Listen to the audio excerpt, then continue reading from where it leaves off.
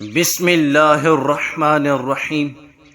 میرے محترم بھائیوں اور دوستوں، ایک دفعہ ایک بادشاہ کی بیوی نے بادشاہ سے کہا کہ تو جہنمی ہے۔ بادشاہ نے کہا کہ اگر میں جہنمی ہوں تو تجھے 3 طلاق۔ اب یہ بیوی حلال ہے یا حرام؟ امام شافعی رحمہ اللہ یا کسی اور فقیہ کے دور کا واقعہ ہے کہ اس وقت کا بادشاہ اپنی بیوی کے ساتھ تخلیہ میں تھا۔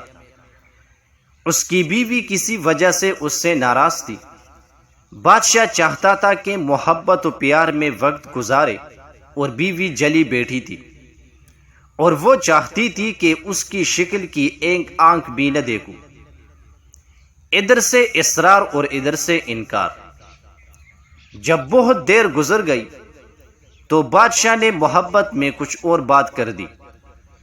جب بادشاہ نے بات کر دی تو بیوی نے کہا، جہنمی دفع ہو یہاں سے۔ جب بیوی نے اتنی بڑی بات کہہ دی تو بادشاہ کو بھی غصہ آ گیا، چنانچہ کہنے لگا، اچھا اگر میں جہنمی ہوں تو تجھے بھی 3 طلاق۔ اب بادشاہ نے بات تو کہہ دی، مگر وہ دونوں پوری رات متفکر رہے کہ آیا طلاق ہوئی بھی ہے یا نہیں۔ خیر صبح اٹھے تو ان کے دماغ ٹھنڈا ہو چکے تھے، چنانچہ فتویٰ لینے کے لیے متفکر ہو گئے۔ کسی مقامی عالم کے پاس پہنچے اور ان کو پوری صورتحال بتائی اور کہا کہ طلاق واقعہ بھی ہوئی یا نہیں، کیونکہ مشروط تھی۔ انہوں نے کہا کہ میں اس کا فتویٰ نہیں دے سکتا، کیونکہ میں نہیں جانتا تم جہنمی ہو یا نہیں۔ کئی اور علماء سے بھی پوچھا گیا، مگر ان سب نے کہا کہ ہم اس کا فتویٰ نہیں دے سکتا، کیونکہ بات مشروط ہے۔ بادشاہ چاہتا تھا کہ اس قدر خوبصورت اور اچھی بیوی مجھ سے جدا نہ ہو، مگر مسئلہ کا پتہ نہیں چل رہا تھا کہ اب حلال بھی ہے یا نہیں۔ چنانچہ بڑا مسئلہ بنا، مگر بادشاہ کا مسئلہ تو اور زیادہ پیلتا ہے۔ بالا آخر ایک فقیہ کو بلایا گیا اور ان سے عرض کیا گیا کہ آپ بتائیے۔ انہوں نے فرمایا کہ میں جواب تو دوں گا، مگر اس کے لیے مجھے بادشاہ سے تنہائی میں کچھ پوچھنا پڑے گا۔ اس نے کہا ٹھیک ہے، پوچھے۔ چنانچہ اس نے بادشاہ سے علیحدگی میں پوچھا کہ کیا آپ کی زندگی میں کبھی ایسا موقع آیا ہے کہ آپ اس وقت گناہ کرنے پر قادر ہو، مگر آپ نے وہ گناہ اللہ کے خوف سے چھوڑ دیا ہو؟ بادشاہ سوچنے لگا۔ تھوڑی دیر کے بعد اس نے کہا، ہاں، ایک مرتبہ ایسا واقعہ پیش آیا تھا۔ پوچھا وہ کیسے؟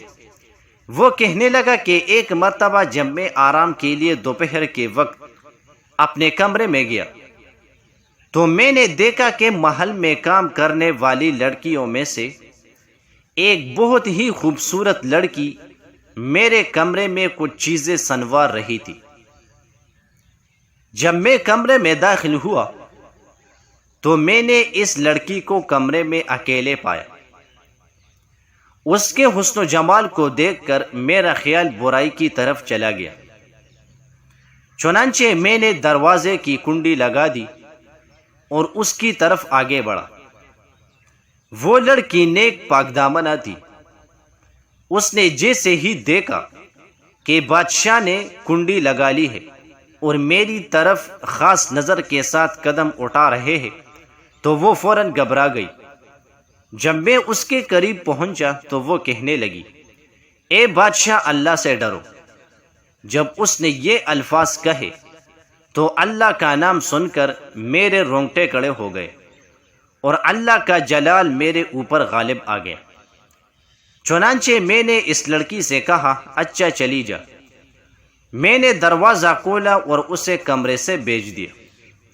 اگر میں گناہ کرنا چاہتا تھا تو اس وقت لڑکی سے گناہ کر سکتا تھا، مجھ سے کوئی پوچھنے والا نہیں تھا، مگر اللہ کے جلال، عظمت اور خوف کی وجہ سے میں نے اس لڑکی کو بھیج دیا اور گناہ سے باز آیا۔